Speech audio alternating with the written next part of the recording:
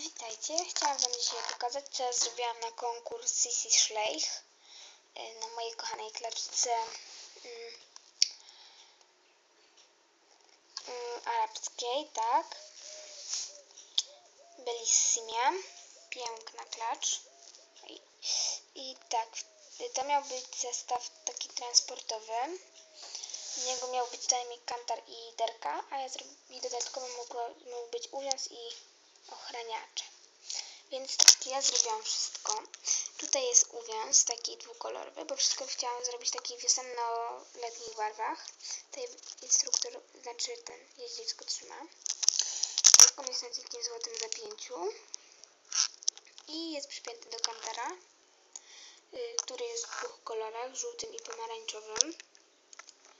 Niestety pod kartla nie zrobiłam. Tutaj jest takie zapięcie.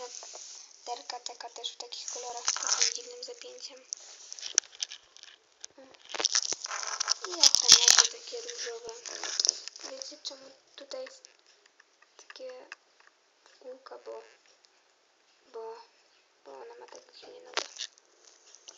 Mam 4 różowe wszystkie, żeby było w kolor. I to wszystko. Tak się cały zestaw prezentuje. Może być jest, co pokażę. Tak.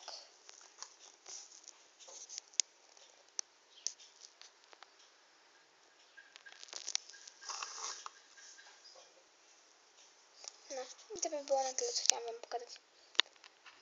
I tak, Sisi Schleich, mam nadzieję, że dostanę dość duże noty.